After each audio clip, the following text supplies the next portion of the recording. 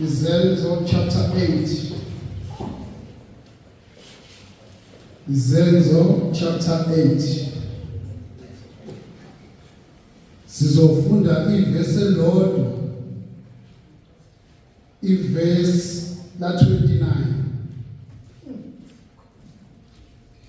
Isihloko sakhona sifundeka kanje: ukuphenduka kwenduna yaseEthiopia. Verse 29. Umoya wathi kuFilipi, sondela unamathele kuleyo nqola. Amen. Verse 29.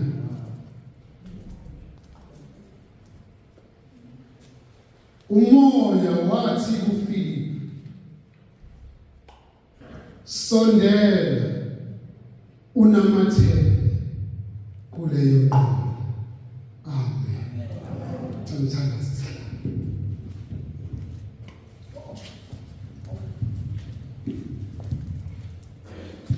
Ntamba uNkulunkulu ingcwele, amama thixolile egameni likaJesu. Nanti ilizwi lakho lilosezulu lehla ngomntwana wakho.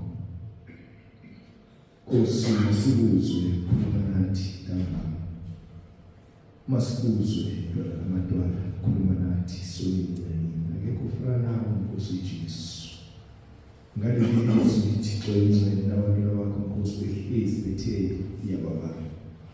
Uba Nkosi bezolalela ilizwi lakho Thixo ingcwele. Siyabonga ngesikhathi zonke, siyabonga Nkosi langaleli lizwi eliyawukwa phakathi kwethu ngalesi sikhathi.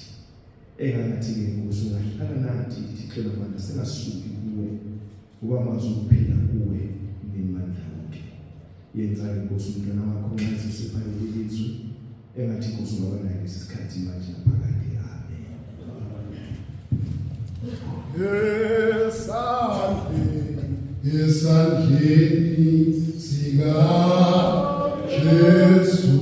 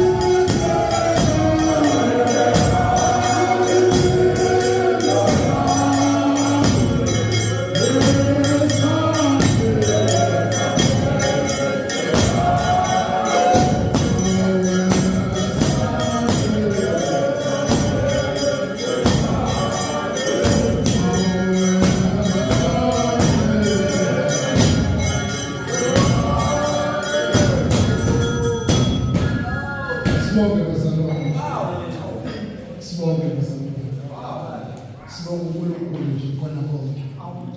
Sibonga umoya kaNkulunkulu. Amen. Izwi lenkosi lithi bazalwane, umoya wathi kuFilipu, sondela tunamathele kuleyo. Amen. uFilipu umprofeti kaNkulunkulu. Sanqonda umprofeti ukuthi umuntu onjani.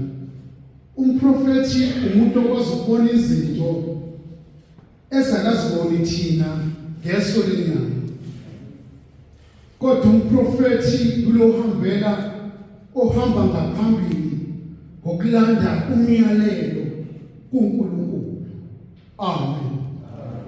Lithi izwi lenkosi, uNkulunkulu wahambela kuFilipu wathi, Filipu,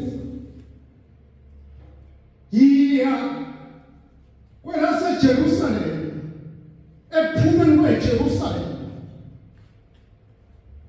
Lithi iBhayibheli walakela uFilipu wathi uNkulunkulu uyekwehla ngasehlane laseGaza. Lithi iBhayibheli wagijima uFilipu, wagijimela kuleyo ndawo. Nangempela wabona inqola, zihlobo zami engizithandayo. Lithi iBhayibheli owayehamba ngayo le nqola kwakungumthengwa esikhulu kakhulu sasendaweni. Sasiphuma ezweni laseJerusalema. Lithi iBhayibheli engilifundayo, wamemeza uNkulunkulu kuFilipu wathi, Filipu, namathela, sondela unamathele kuleyo nqola. Nangempela uFilipu wasondela enqoleni, bahlobo bami engibathandayo. Lithi iBhayibheli ngaphezu kwenqola kwahleli lesikhulu esingumthengwa.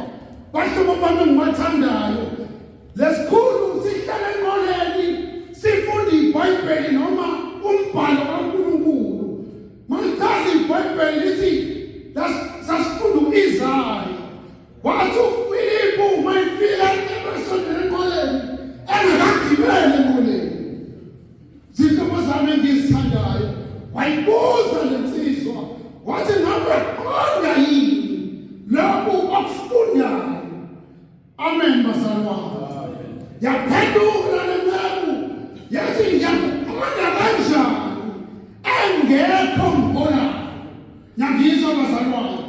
Ngamanye amagama, le ndoda ihlala enqoleni ifunda izwi likaNkulunkulu, kodwa ayiqondi okufunwa okusenqoleni bazalwane. Phela inqola irepresenta uNkulunkulu. Amen. Ngoba lithi iBhayibheli yamcela uFilipu lensizwa yathi akakhwele enqoleni ahlale nayo. Wenza njalo uFilipu wakhwela enqoleni wahlala nayo. Lithi iBhayibheli uFilipu wayishumayeza ngoJesu Kristu. Zihlobo zami engizithandayo, ushumayeza umuntu vele ebekade efunda izwi lenkosi, kodwa ngokucacileyo ubekaqondi. Amen. Angizwa bazalwane kuthi kuyenzeka kanti umuntu obesenqoleni kodwa enga-understand okwenqola. Amen bazalwane. Lithi iBhayibheli wayishumayeza uFilipu le ndoda yaze yabuza imibuzo. Yathi nami ngiyafuna ukuthi ngibe nala-understanding ngalo Kristu. Yathi uFilipu, wanakholwa yini uKristu Jesu? Zihlobo zami engizithandayo, wathi uFilipu, kukodwa kumele wenze ukholwa. Yathi lensizwa, kukodwa-ke okungisalele ngicela ukuthi ungibhaphathise kulona igama likaJesu. Lithi iBhayibheli yathi phambi nqola, zihlobo zami engizithandayo, bahlangana namanzi. Yathi lensizwa, ngisize-ke ngoba nanku amanzi, ngibhaphathise. uFilipu wayibhaphathisa emanzini. Lithi iBhayibheli engilifundayo, wathi uqeda ukuyibhaphathisa uFilipu wahlwithwa emehlweni ayo. Zihlobo zami engizithandayo, ngasala insizwa ijabula ithokozile ukuthi ngihlale isikhathi eside kule nqola ngifunda izwi lenkosi kodwa okwenqola ngiya-understand. Haleluya. Ngiyabonga abazalwane. Futhi kuyenzeka ukuthi sibe kwinqola kodwa singa-understand ngoKristu Jesu noma singamamkelile uNkulunkulu. Amen. Bazalwane ngicela ngimla phansi i-microphone ngizobizwa. Amen.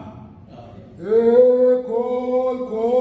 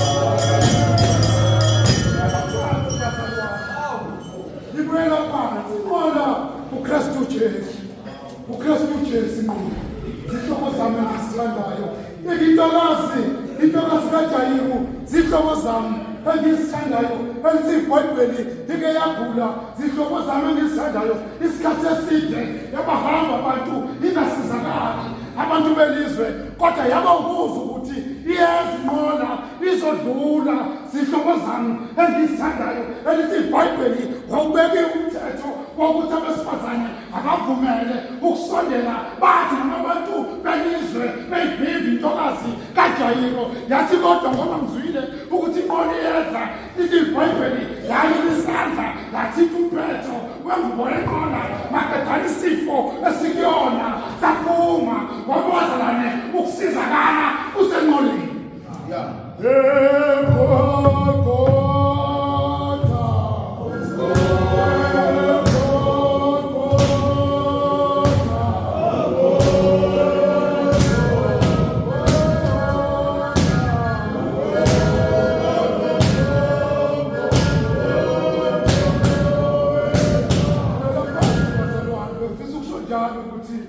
Akuyosiza ukuhamba kakhulu singayi-understanding indaba yenqola enguJesu Kristu.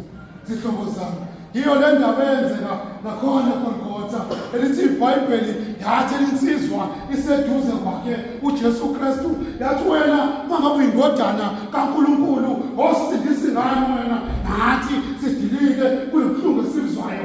Yathi indoda enye imvulelo ngenqola yathi hayi wena wamsabile uNkulunkulu umbani wena wamsabile uNkulunkulu na phela mina nawe silokulahlwa ngenxa yempambeko zethu. Kodwa lo akenzanga lutho. Indoda e-understand inqola lithi iBhayibheli wayivumela uJesu wathi wena ngiqinisile ngithi namhlanje ngizoba nawe eparadise. Yaba nenkathi insizwa yathola amandla okugibela enqoleni kade ilahliwe emhlabeni kodwa ngomzuzu wokugcina ethola inqola. Amen. Befuna ukusho njalo ukuthi sondela unamathele kuleyo nqola enguJesu Kristu. Amen bazalwane. Angibuyele phansi isihlobo sami. Angibuyele phansi isihlobo sami. Bengizocela nje intombi mayikhona ibe yodwa kube mhlambe namadodana amabili. Zihlobo zami ngisithandayo emva kwalokho sobe siyibuyisa inkonzo ngaphambili. Amen. Ayo, miyasa.